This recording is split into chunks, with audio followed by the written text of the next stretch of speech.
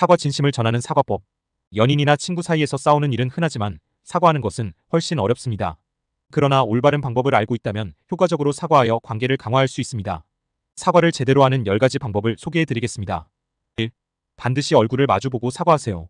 가능하면 직접 만나서 사과하세요. 이렇게 하면 진심을 전할 수 있고 진정으로 상대방을 생각하고 있다는 것을 보여줄 수 있습니다. 문자나 전화로는 감정이 충분히 전달되지 않으며 오히려 상황을 악화시킬 수 있습니다. 직접 만나 대화하는 것이 더 편안하고 자연스러운 분위기를 조성하는 데 도움이 됩니다. 2. 상대방의 감정에 맞춰주세요. 사과의 궁극적인 목적은 상대방의 상한 마음을 풀어주는 것입니다. 먼저 상대방의 감정이 어떤지 확인하고 아직 화가 난 상태라면 상대방의 기분을 상하게 하지 않도록 주의하며 상대방이 듣고 싶어하는 말을 사용해야 합니다. 3. 사과하기 전에 상대방의 말을 들어주세요. 무작정 사과부터 하는 것은 효과적이지 않습니다. 상대방이 왜 화가 났는지, 어떤 점이 불만인지 먼저 이야기하도록 하고 이를 경청하세요. 이런 과정을 통해 상대방은 어느 정도 화를 풀 수 있고 자신도 정확히 어떤 점을 사과해야 하는지 알 수 있습니다. 4. 사과의 타이밍이 중요합니다. 적절한 타이밍에 사과하는 것은 매우 중요합니다. 잘못을 저지른 후 가능한 한 빨리 사과하는 것이 좋지만 너무 빠른 타이밍은 진정성이 없어 보일 수 있습니다. 서로 화가 어느 정도 풀렸을 때 사과하는 것이 좋습니다. 5. 자신의 잘못을 정확히 파악하세요.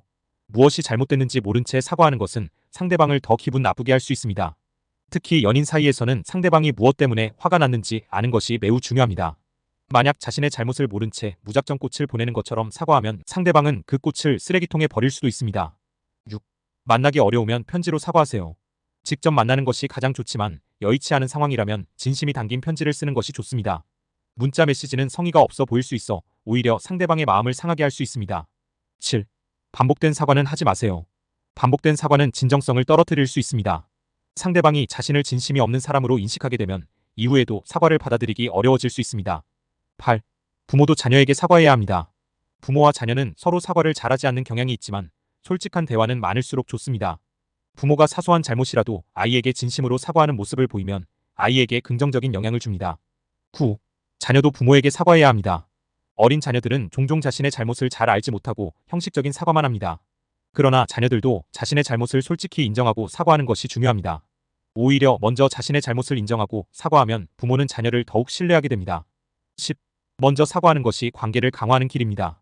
누가 잘못했는지 따지기보다 먼저 자신의 잘못을 인정하고 사과하는 것이 관계를 더 발전시킬 수 있는 길입니다.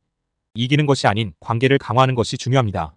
진심을 담은 사과는 관계를 깊어지게 하고 더욱 강한 유대감을 형성할 수 있습니다. 중요한 것은 싸움에서 이기는 것이 아니라 관계를 발전시키는 것입니다.